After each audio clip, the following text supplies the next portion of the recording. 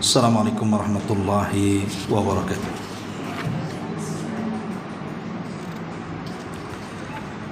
Alhamdulillah wassalatu wassalamu ala Rasulillah wa ala alihi wa sahbihi wa mawalah wa la hawla wa la quwwata illa billahi wa ba'du.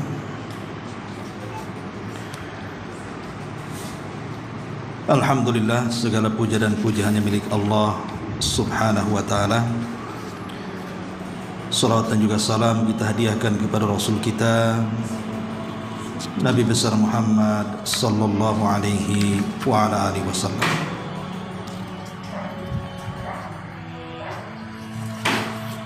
Kita lanjutkan kajian kita, masih membahas Siratul Mustafa alaihi salatu wassalam, dan kita masuk pada bab periode Madinah. Kemarin kita sudah menjelaskan tentang izin dari Allah Subhanahu wa ta'ala untuk melakukan peperangan,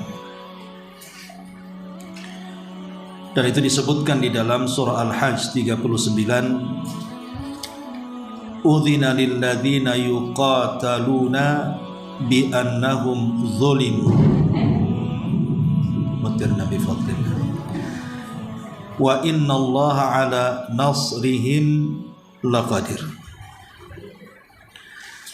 Telah diizinkan berperang bagi orang-orang yang diperangi, karena sesungguhnya mereka di pihak yang dizalimi, dan sungguh Allah benar-benar maha kuasa menolong mereka. Dari ayat ini kita tahu bahwa peperangan dalam Islam itu,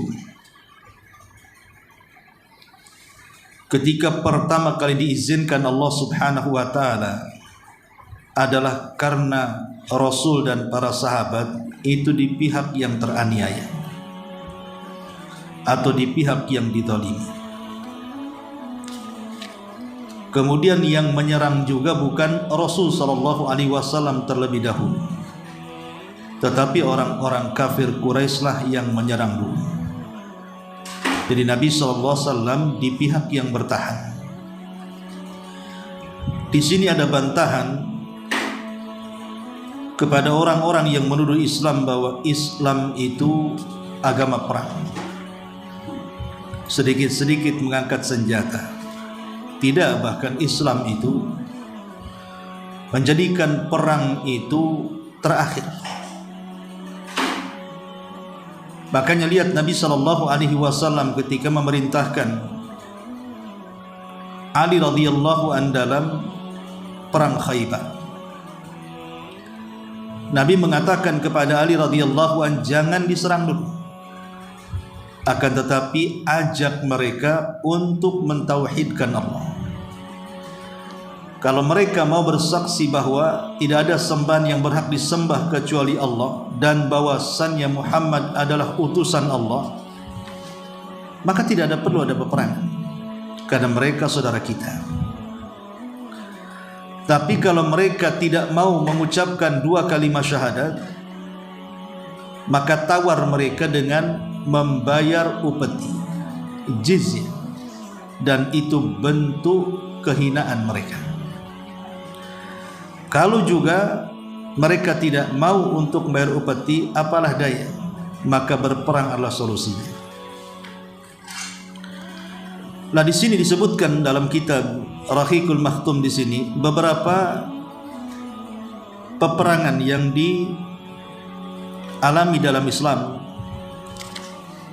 sebelum terjadi perang Badar Kubra, karena inti peperangannya ada di perang Badar yang disebut dengan Badar Kubra. Baik, di sini ada beberapa batalion militer yang dipimpin dan dikirim Nabi sallallahu alaihi wasallam, atau dengan kata lain, Nabi sallallahu alaihi wasallam mengutus sariyah. Jadi sariyah itu adalah pasukan khusus yang dikirim Nabi sallallahu alaihi wasallam untuk mendapatkan target penyerangan, tetapi Rasul tidak terlibat. Itu disebut sariyah. Karena tidak semua peperangan itu dipimpin Nabi.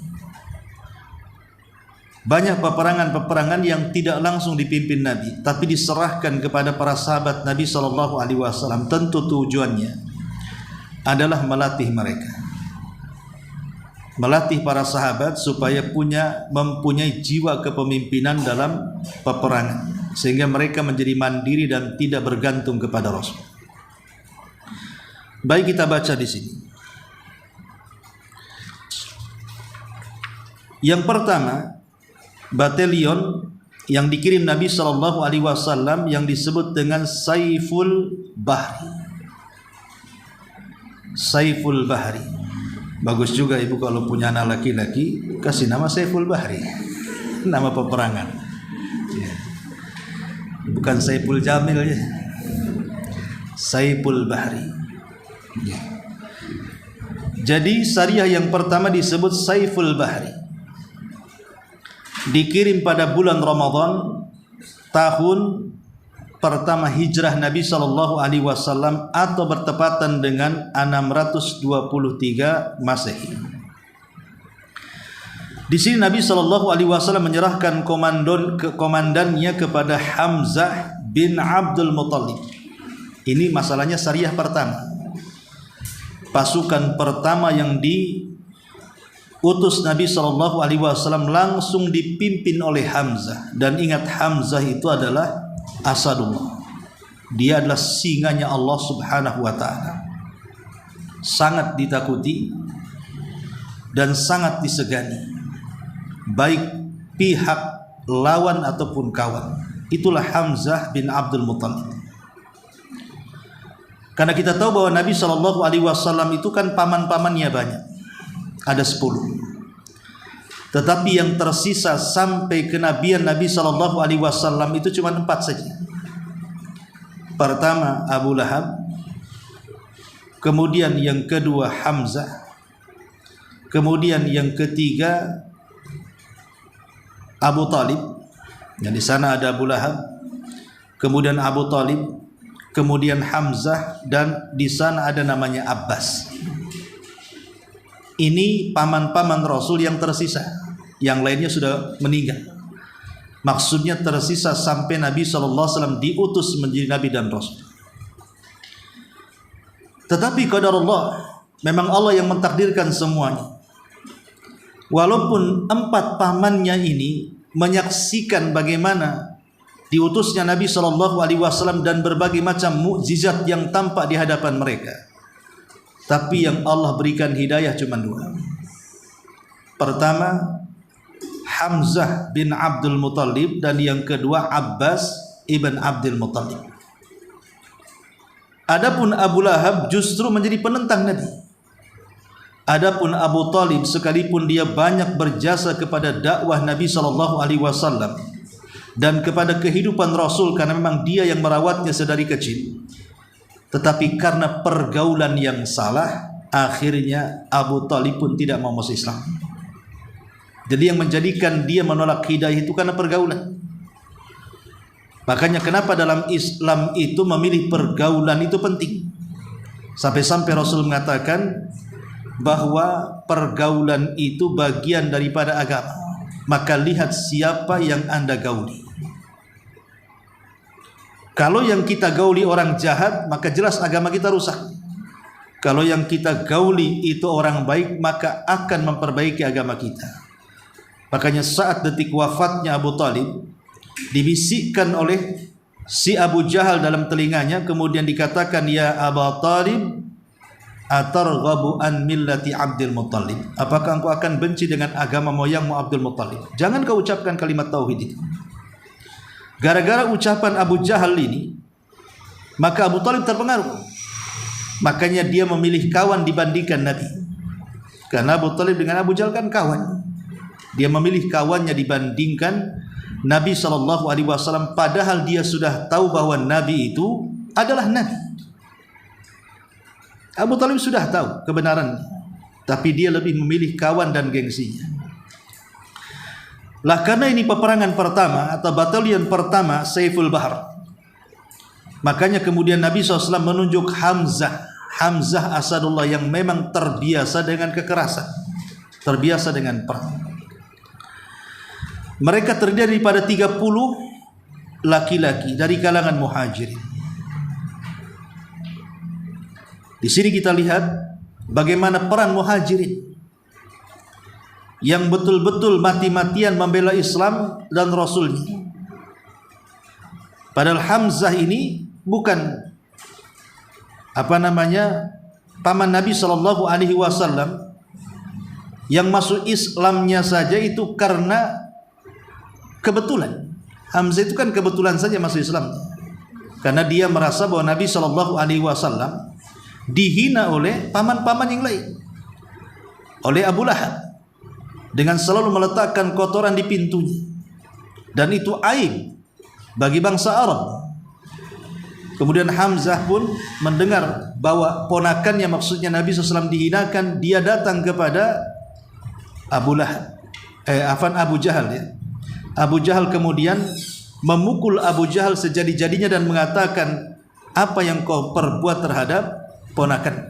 Maksudnya Nabi SAW, sesungguhnya aku berada di atas agamanya. Padahal dia belum masuk Islam, tapi dia ngomong begitu. Rupanya ucapan itu doa. Hati-hati dalam mengucap, karena bisa saja ucapan yang baik menjadi kenyataan dan ucapan yang kotor menjadi pembuktian. Jadi orang-orang muhajirin itu sudah tertempa luar biasa. Sejak dari Mekah mengikuti Nabi SAW sampai ke kota Madinah, mereka setia kepada Islam dan Nabi SAW. Dan Rasul tidak melibatkan Ansor di sini. Betul-betul melibatkan orang-orang muhajirin yang memang betul-betul loyal dari Mekah sampai hijrah ke kota Madinah. Lah, mereka memiliki misi mencegah kafilah Quraisy yang datang dari Syam. Di dalam kafilah itu ikut serta Abu Jahal yang membawa 300 laki-laki. Artinya tidak imbang secara jumlah, karena tentara kaum muslimin hanya 30 orang, sementara tentara orang kafir 300 orang. Mereka ini tiba di Saiful Bahri dari arah Is. Kemudian pihak bertemu dengan kedua belah pihak bertemu dan merapat untuk berperang. Namun Majdi bin Amr al-Juhani yang merupakan sekutu bagi kedua belah pihak menengahi keduanya sehingga dapat menghalangi peperangan di antara mereka. Hasilnya mereka tidak jadi perang. Lah, panji yang dipegang oleh Hamzah merupakan panji pertama yang diserahkan Rasul sallallahu alaihi wasallam, berwarna putih dan dibawa oleh Abu Marsad Kanaz bin Husain al-Ghanawi. Ini peperangan pertama, tapi tidak jadi, ya karena ditengahi.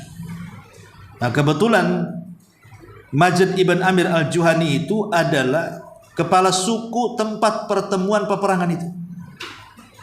Jadi makanya dia mengatakan, jangan berperang di tempat saya.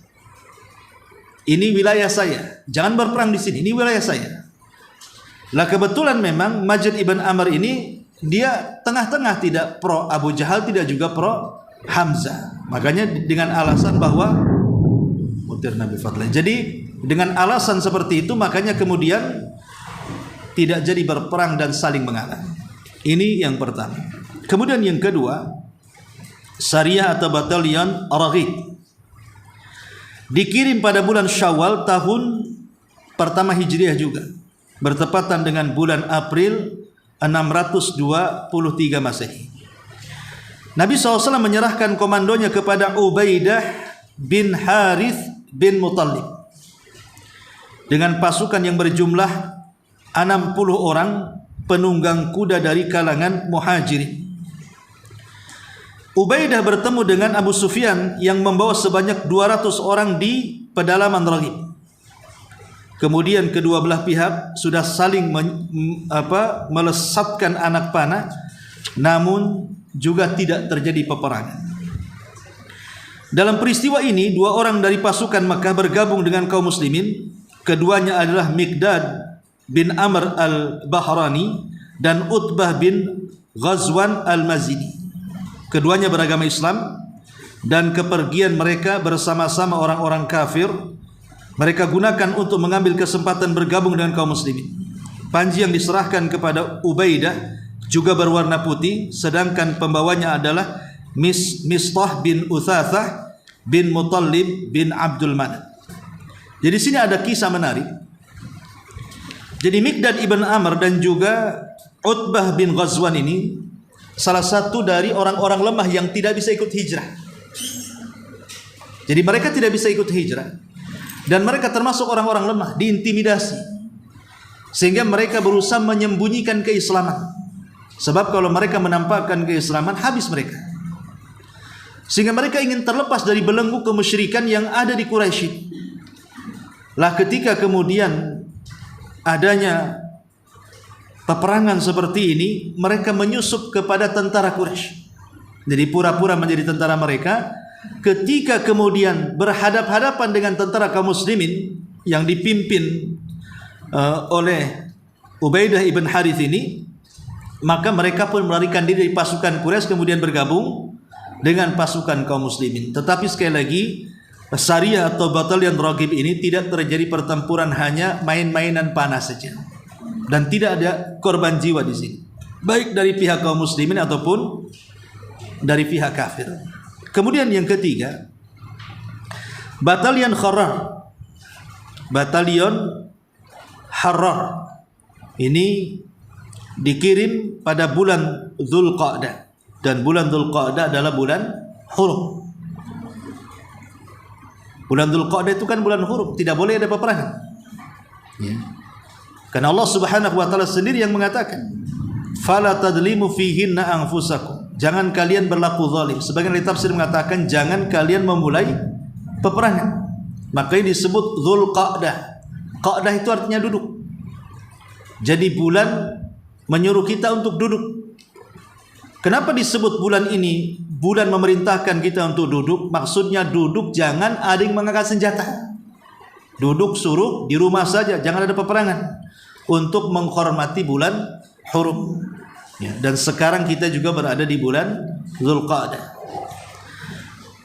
Pada tahun 1 Hijriah bertepatan dengan bulan Mei tahun 623 Masehi, Nabi menyerahkan komandonnya kepada Sa'ad bin Abi Waqqas, satu di antara 10 sahabat yang dijamin masuk surga. Sa'ad bin Abi Waqqas yang ma'ruf, kisahnya terdapat dalam surah Luqman. Ketika dia masuk Islam, ibunya tidak mau masuk Islam. Bahkan ibunya mengancam kepada Sa'ad, kalau dia nekat masuk Islam, maka ibunya akan bunuh diri dengan cara tidak akan makan dan minum selama dia tidak melepas keislamannya. Akhirnya dilakukan oleh ibundanya, sampai akhirnya kemudian ibundanya tidak makan beberapa hari dan pingsan, hampir mati. Kemudian ketika dia siuman, Sa'ad mengatakan kepada ibundanya, "Wahai ibuku, kalaulah Allah memberikan kepadamu 100 nyawa, kau keluarkan satu-satu nyawa itu, kau suruh aku pindah dari agama Muhammad, demi Allah aku tidak akan pindah dari agama itu." Kemudian kata Sa'ad, "Kalau kau mau makan silahkan makan, tidak pun silahkan tidak." Karena sudah lama tak makan, makan juga akhirnya. Tak tahan lapar, tak jadi ancamannya, dan tak jadi mati juga. Ya. Dari sini turunlah ayat, "Wa in jahadaka ala an tusyrika bima laysa laka bihi ilmun fala tuti'huma wa sahibhuma fid dunya ma'rufa." Kalau seandainya orang tua memaksakan engkau untuk melakukan kesyirikan, jangan kau taati keduanya. Tapi walaupun demikian, tetaplah berbuat baik kepada keduanya. Nah, Sa'ad bin Abi Waqqas memimpin dalam pasukan Harrar di sini. Dalam pasukan yang berjumlah 20 orang, mereka berusaha mencegah kafilah milik orang Quraisy dan diperintahkan agar tidak sampai melewati kawasan Harrar. Dengan berjalan kaki, mereka berhenti di siang hari dan bergerak di malam hari, hingga akhirnya sampai di Harrar pada pagi hari kelima namun ternyata mereka mendapati kafilah telah berlalu kemarin, artinya terlambat. Ya, musuh sudah lewat kemarin, kemudian pasukan Sa'ad datang hari ini sehingga tidak sempat berjumpa. Pancing diserahkan kepada Sa'ad berwarna putih, juga dibawa oleh Al-Miqdad ibn Amr. Ini yang ketiga. Yang keempat, Sariyah Abwa atau disebut dengan Wadan. Pertempuran pada bulan Safar tahun 2 Hijriah, bertepatan dengan bulan Agustus tahun 623 Masehi. Hal ini Rasul sallallahu alaihi wasallam sendiri yang bertindak sebagai panglima. Ini bukan Sariyah, tadi saya katakan Sariyah, ini bukan. Ini makanya di sini tidak disebut batalion tapi pertempuran. Berarti peperangan. Ada Sariyah, ada Ghazwah. Dalam bahasa Arab, bahasa kitanya ada Sariyah batalion, ada pertempuran. Kalau disebut pertempuran berarti Rasul terlibat. Kalau Sariyah berarti Rasul tidak terlibat. Di sini Rasul sallallahu alaihi wasallam yang langsung memimpin bertindak sebagai panglima perang setelah sebelumnya mengangkat Sa'ad bin Ubadah sebagai penguasa sementara di Madinah. Beliau berangkat bersama 70 orang yang kesemuaannya dari kalangan Muhajirin. Jadi tidak terlibat Ansar di sini. Dengan tujuan mencegah kafilah milik Quraisy hingga sampai di Wadan, namun tidak mendapatkan sasaran yang diinginkan. Ini pun meleset. Dalam peristiwa ini beliau mengadakan perjanjian persekutuan dengan Amr bin Makhshi ad-Damri, seorang pemuka dari Damrah pada masanya. Jadi walaupun Nabi SAW tidak berhasil mencegah kafilah itu, meleset artinya kafilah itu lolos gitu. Tapi ada manfaat dengan keberangkatan Nabi SAW ketika sampai kemudian di kabilah Damri. Maka Nabi SAW membuat perjanjian dengan kabilah itu. Yang isi perjanjiannya, ini adalah perjanjian yang dibuat oleh Muhammad Rasulullah untuk Bani Damrah, bahwa harta benda dan jiwa mereka aman. Mereka berhak mendapatkan pertolongan melawan pihak yang mengincar mereka, kecuali bila mereka memerangi agama Allah dan selama air laut Sufah masih basah, dan bahwa bila Nabi menyuruh mereka untuk membantunya, maka mereka siap untuk memenuhinya. Begitu indahnya perjanjian dalam Islam, walaupun mereka masih kafir. Asal mereka mau bekerja sama, maka mereka harus dilindungi. Tapi kalau mereka berkhianat, berarti perlindungan itu sudah dicabut. Ya. Inilah pertempuran pertama yang dilakukan Nabi Shallallahu Alaihi Wasallam. Jadi peperangan perdana atau pertama yang dilakukan Rasul adalah peperangan Abwa. Jadi kalau ada ujian, pertempuran pertama yang dipimpin Rasul pertempuran apa? Gitu ya, kalau anak SD maka jawablah Abwa. Tapi kalau Sariyah yang pertama adalah Saiful Bahri, senang hafalnya. Kemudian yang nomor 5, pertempuran Buat, ini pun masih dipimpin Nabi. Terjadi pada bulan Rabiul Awal tahun kedua Hijriah, bertepatan dengan bulan September tahun 623 Masehi. Dalam pertempuran ini Nabi SAW juga diiringi 200 orang sahabatnya dengan tujuan mencegah kafilah milik Quraisy yang dipimpin Umayyah ibn Khalaf al-Jumahi. Umayyah ibn Khalaf ini tuannya Bilal, tuannya dari sahabat Bilal ibn Rabah, dan nanti pun dia dibunuh oleh Bilal. Jadi walaupun ketika di Quraisy dia menjadi tuannya Bilal, bahkan menyiksa sehabis-habisnya Bilal, tapi dia juga dibunuh di tangan tombaknya Bilal. Ini namanya Umayyah ibn Khalaf. Ya. Dan Umayyah ibn Khalaf ini sangat berpengaruh, levelnya sama dengan Abu Jahal. Dia membawa 100 orang Quraisy dan 2.500 unta. Mereka telah mencapai Buat dari arah Radwa, namun tidak mendapatkan sasaran yang diinginkan.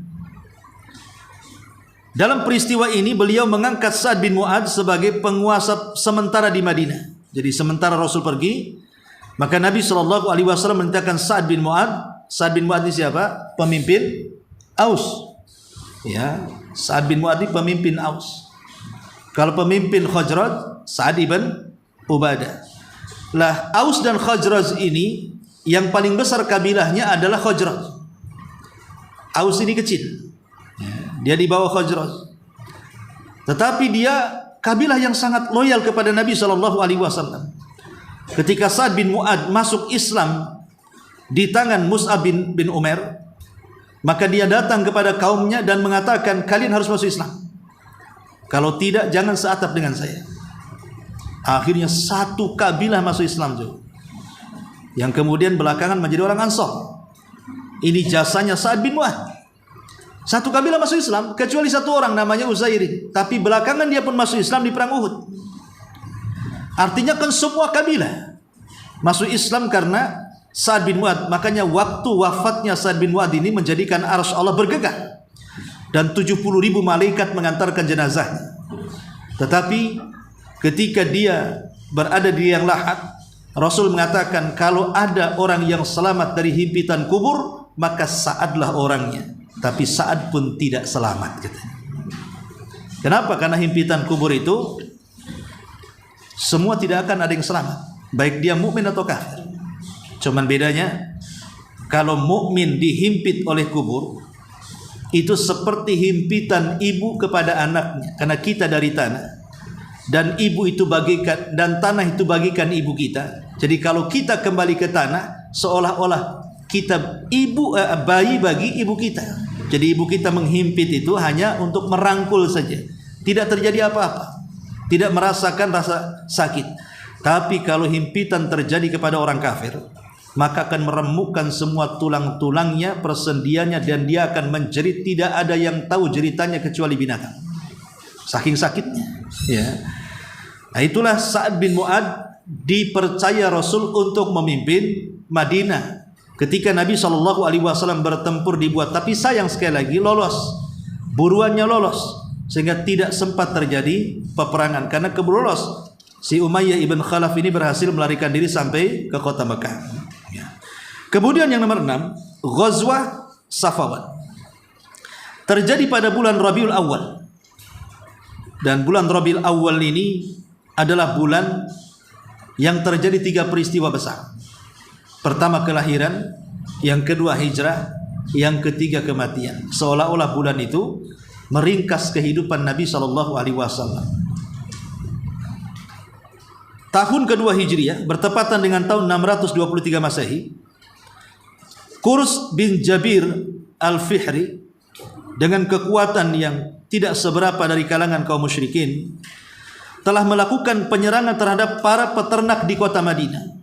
Jadi ini kelicikan Qurs bin Jabir al-Fihri ini menyerang peternakan yang dimiliki kaum muslimin yang ada di kota Madinah. Bahkan tidak sampai di situ, merampas sebagian ternak-ternak mereka. Maka Rasul mendengar ada penyerangan dan pencurian unta-unta kaum muslimin di kota Madinah. Maka Rasul keluar bersama 70 orang sahabat untuk melakukan pengejaran kepada Qurs bin Jabir al-Fihri di sini, sehingga akhirnya sampai di satu lembah yang bernama Safawan di pinggiran Badar. Akan tetapi beliau tidak berhasil menemukan Qurs dan kawan-kawannya, sehingga beliau pulang tanpa melakukan peperangan. Ghazwah ini disebut dengan Ghazwah Badar pertama. Jadi di sini ada perang Badar pertama, ada perang Badar kedua. Ini perang Badar pertama. Kenapa? Karena kejadiannya itu di samping Badar, maka disebut Badar pertama. Tapi sekali lagi, Qurs bin Jabir ini berhasil melarikan diri dan kawan-kawannya ketika dikejar Nabi SAW. Dan beliau mengangkat Zaid ibn Haritha sebagai penguasa sementara di Madinah. Jadi keberangkatan Rasul perang meminta kepada Zaid ibn Haritha untuk menjadi pemimpin Madinah. Dan Zaid ibn Haritha itu anak angkat Nabi SAW. Dan Zaid ini sebenarnya dia adalah budak yang dibeli kerabat Khadijah saat kabilahnya diserang. Zaid ini masih kecil, kemudian diculik, kemudian dijual di pasar budak, kemudian dibeli oleh kerabatnya Khadijah, kemudian dihadiahkan kepada Khadijah, dan Khadijah akan menghadiahkan kepada Nabi.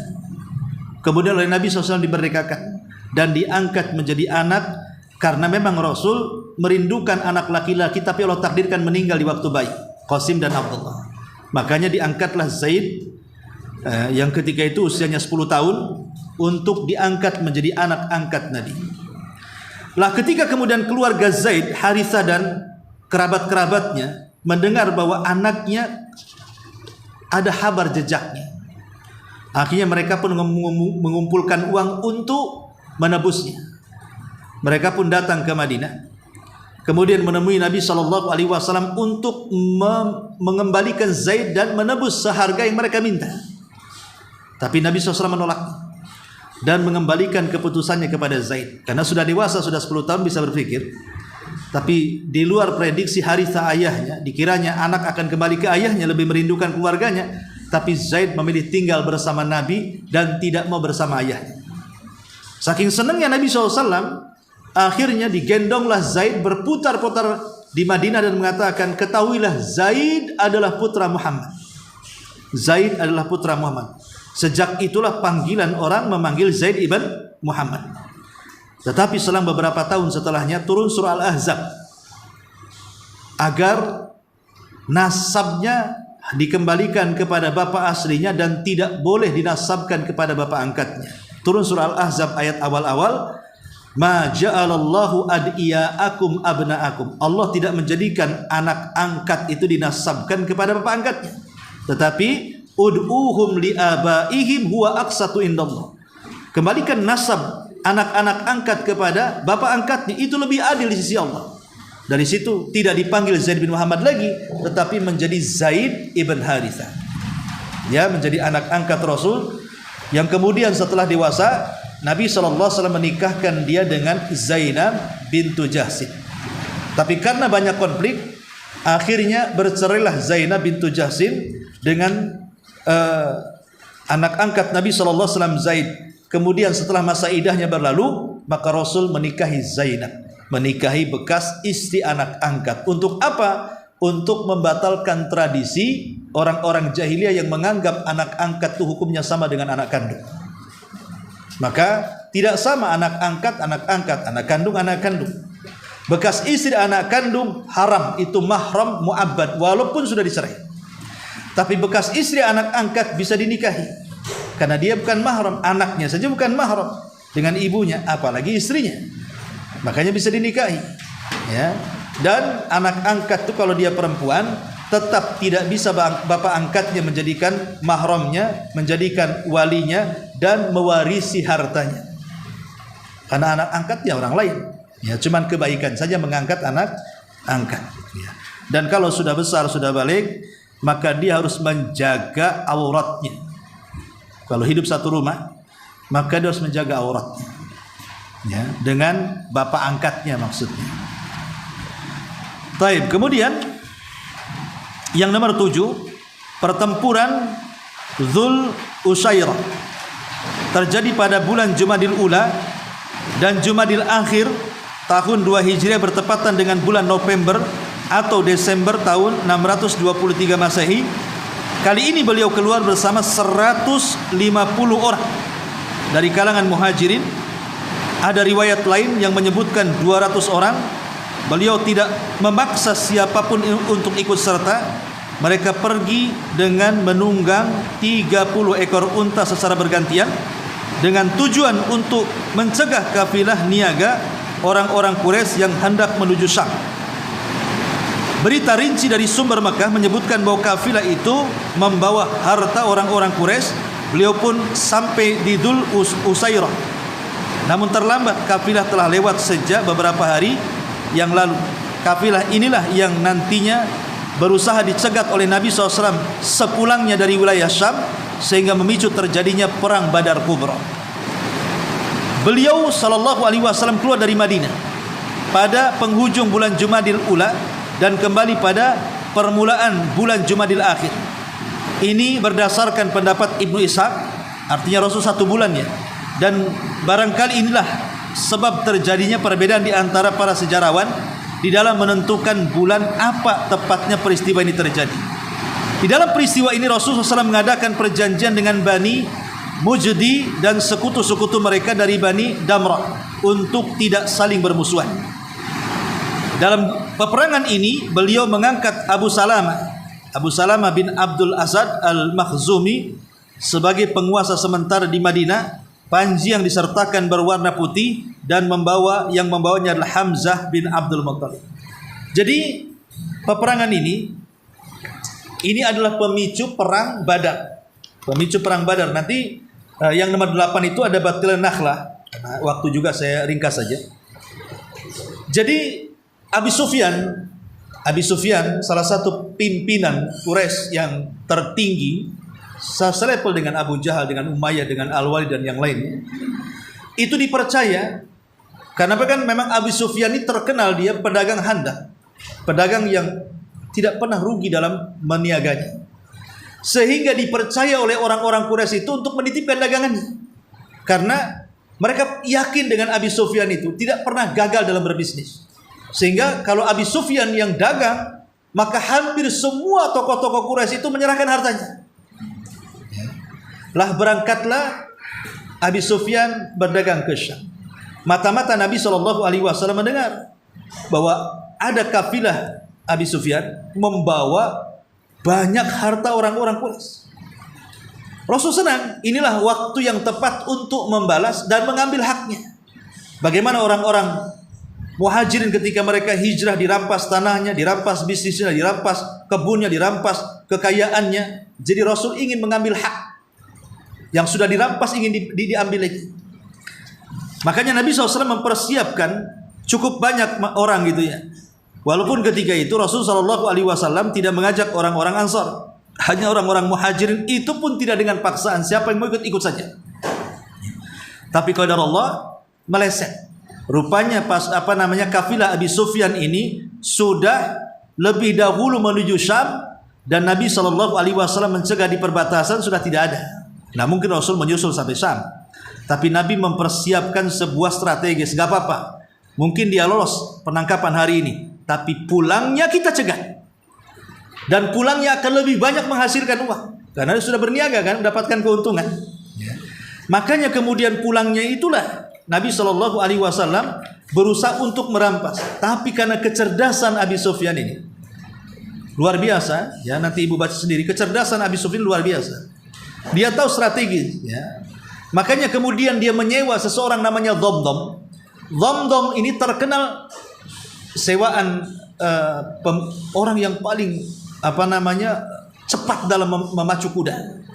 Sewanya mahal dan dikenal karena zaman dulu kan belum ada kantor pos, belum ada apa ya. Begitulah cara menyuratinya kan. Sewa orang, kirim surat ini ke sana. Otomatis dia harus menyewa orang yang cepat karena ini mereka dalam kondisi genting mau dikepung Nabi. Ya. Makanya kemudian mereka menyewa Dhamdham, dalam beberapa hari sudah sampai. Disitulah kemudian Abu Jahal mendapatkan surat dari Abi Sufyan, dia marah karena semua harta orang Quraisy dipegang Abi Sufyan, mau diambil sama Nabi SAW kan itu. Marah Abu Jahal. Kemudian Abu Jahal mengatakan kepada seluruh orang Quraisy, sekarang kita bergerak. Bukan hanya kita mencegat apa yang akan dilakukan Muhammad, kita serang mereka.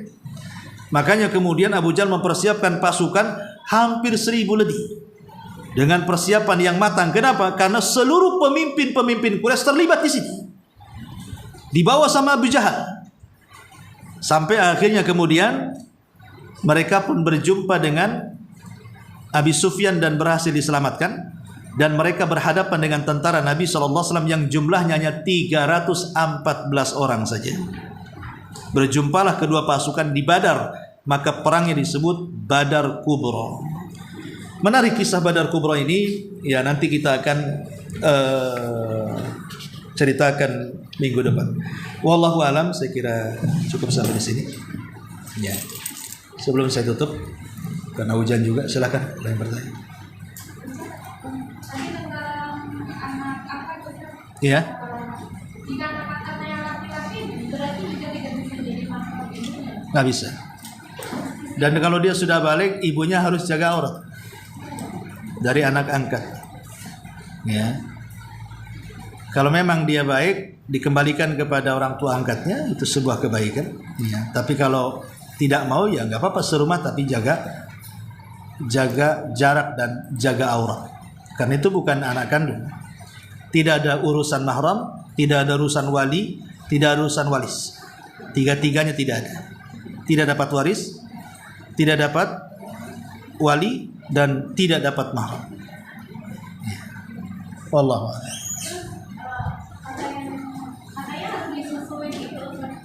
Ya, kalau seandainya kita ingin menjadikan anak angkat menjadi mahram, maka syaratnya dua.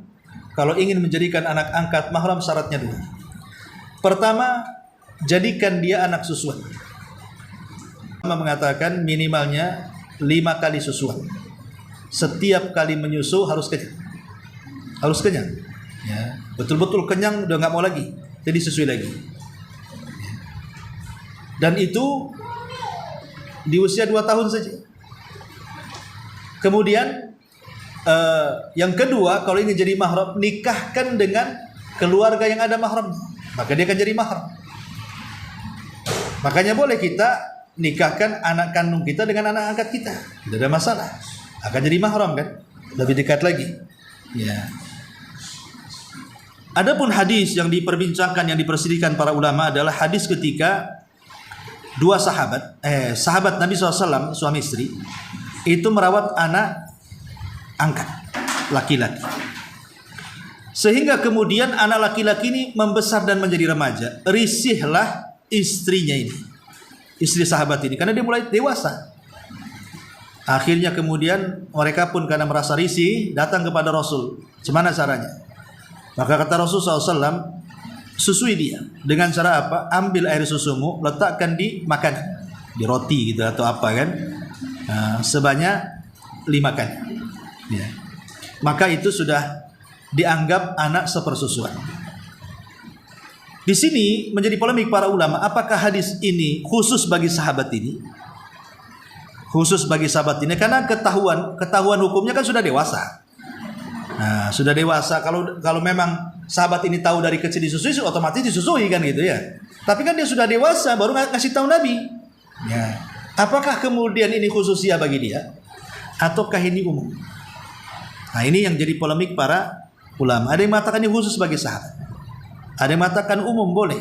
Ya, anak angkat menjadi anak susuan dengan cara seperti itu karena sudah dewasa, tidak mungkin dia nete. Ya, terpaksa diambil air susunya, dicampurkan di makanan.